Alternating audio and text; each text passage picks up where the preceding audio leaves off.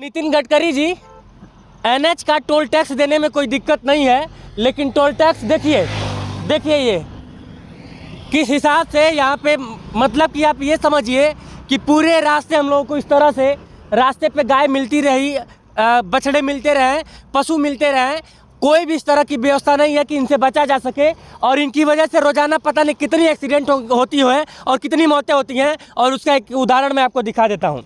ये हम लोग की गाड़ी है और ये देखिए कैसे कोई चलेगा। क्या इसी बात के लिए हम लोग टोल देते हैं कि रास्ते पे आपके एनएच पे पशु घूमते रहें, छुट्टा पशु घूमते रहें। गनीमत ये रही कि गाड़ी कंट्रोल में थी, गाड़ी स्पीड में नहीं थी, तो थोड़ा सा लगा, लेकिन वो भी कम नहीं लगा। अब सोचिए कि अगर हमको 5,000 रुपये तेल का दूरी तय करना है तो हमको 3,000 रुपये टोल टैक्स देना पड़ रहा है।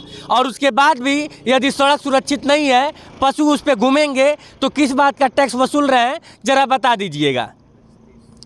ये अभी इस वक्त हम लोग NH 30 पे खड़े हैं, लेकिन NH 30 छोड़ दीजिए, हम लोग पूरा मध्य प्रदेश घूम लिए, हम लोग पूरा यूपी घूम लिए, लेकिन कहीं पे भी रोड जो कि एक टोल वाला रोड जो कहा जाता है वो हम लोग को नहीं मिला।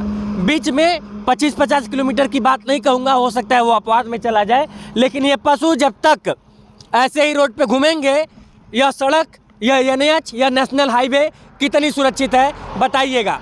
यहाँ पे कुछ स्थानीय लोग हैं, उनसे भी मिलते हैं। भाई साहब एक मिनट रुक जाइए। यहीं पे रहने वाले हो? यहीं के रहने वाले हैं? कहाँ के रहने वाले हैं? शिवरा। आइए, पशु वशु यही रोड पे ऐसे घूमते रहते हैं? अब पशु हैं यार, घूमते तो रहते हैं छुट्टा ऐसे। अब छोटा ही अब घूम एक्सीडेंट तो होता होगा? एक्सीडेंट होता है ना? हाँ, ढंग से होता है। देखो मेरी भी गाड़ी का हो गया।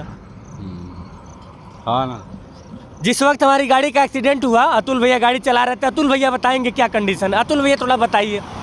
हम लोग आ रहे थे, रास्ते से मेरी गाड़ी लगभग 40 से 50 की स्पीड में रही होगी। अनियंत्रित गायें, मतलब 20-25 की संख्या में गायें थी, जो एकदम झुंड बना के रोडों पे एकदम निकल रही हैं। हर लगातार आ रही हैं, जा रही हैं, एकदम रोडों पे ही घर बना लिया उन्होंने। क्या इसका कोई संरक्षक नहीं है इन गायों का? अच्छा ये बताइए कि जब से हम लोग चले हैं, मतलब इंदौर से जब हम लोग निकले और अभी हम लोग प्रयागराज की तरफ बढ़ रहे हैं, कितना मिला होगा आपको? कितनी बार ये गायों का झुंड मिला होगा? गिन पाए हैं? मुझे लगता है अनगिनत बार, लगभग 50 से 60 बार तो मिला होगा। अभी तक की दूरी में जितना हमने कवर किया, लगभग 600 किलोमीटर की यात्रा की है। नुकसान कितने का हुआ? नुकसान तो लगभग 15 से 20 हज़ार रुपये का हो गया है। और टोल टैक्स हमने दिया है लगभग 3,000। तो गोरखपुर से महाकाल पहुंचने में हम लोगों ने जो है 3800 का टोल टैक्स दिया। फिर वहां से यहाँ आने में अब तक हम लोग 1,500 का टोल टैक्स दे चुके हैं। अभी तक प्रयागराज की यात्रा हमारी पूरी नहीं हो पाई है। तो सोचिए कि जितना का पेट्रोल लग रहा है, लगभग उतना ही हम लोग टोल टैक्स दे रहे हैं। पता नहीं कौन सा टैक्स वसूल रहे हैं, किस हिसाब से यह टोल टैक्स रखा गया है, इस पे आवाज़ कोई क्यों नहीं उठाता है, यह समझना होगा। और जब सरकारें प्राइवेट हाथों में यह सारी चीज़ें देंगी, तो इसी तरह से लोग अपने हिसाब से एकदम बेशुमार दौलत, उनको क्या करना है, उनको बस वसूलना है, रेट तय कर देना है, फास्टैग लग गया है, कट गया पैसा। लेकिन सरकार इस पर चुप है। और मुझे लगता है कि इनसाइड भारत टीवी वो पहला चैनल है जो इस पे आवाज़ उठा रहा है। टोल टैक्स का क्या कोई लिमिट नहीं है? क्या हम रोड पे चल रहे हैं तो मतलब कि मनमौजी पैसा वसूला जाएगा? अच्छा, पैसा वसूले जाने के बाद भी रोडों की ये हालत है कि हम लोग ढंग से चल नहीं पा रहे हैं। अब ये बताइए, NH पे अगर कोई 80-90 की स्पीड में ना चल पाए तो क्या फ़ायदा नेशनल हाईवे पे चलने का? और इस हिसाब से अगर टोल देना है तो कोई फ्लाइट नहीं करके चला आएगा?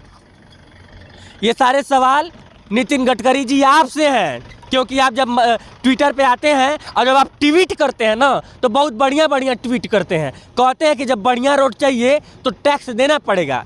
ए महाराज, ये बढ़िया रोड है कि जाने तय गाड़ी, बैल गाय आ जाए, पशु आ जाए और गाड़ी लड़ जाए? टैक्स भी दो। पेट्रोल डीजल में जो टैक्स दे रहे हो तो दे ही रहे हैं, गाड़ी खरीदते समय जो टैक्स दे रहे हैं दे ही रहे हैं। सोचिए, भारत वह देश है जो टैक्स पेयर वाले पैसे से, यानी कि जो इनकम टैक्स दिया हुआ पैसा है, उससे यदि कुछ खरीदता है तो उसमें भी टैक्स देता है।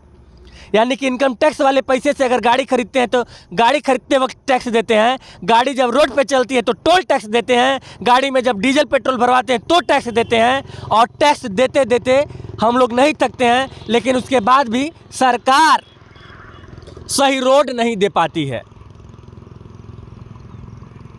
टैक्स के नाम पे बार बार वसूली की जाती है, लेकिन सरकार सुरक्षित रोड नहीं दे पा रही है। और मैं यह बात इसलिए यहाँ पे खड़ा होकर NH30 पे चिल्ला रहा हूँ क्योंकि एक्सीडेंट होता है तो लोग मर जाते हैं, और वो मरी हुई संख्या सरकार के लिए सिर्फ एक आंकड़ा होता है। लेकिन जरा सोचिए, जो लोग मरते हैं, देखिए एक एक्सीडेंट फिर होते होते बचा, टायर फटा है। जो लोग मरते हैं, सोचिए उनके परिवार के ऊपर क्या बीतती होगी।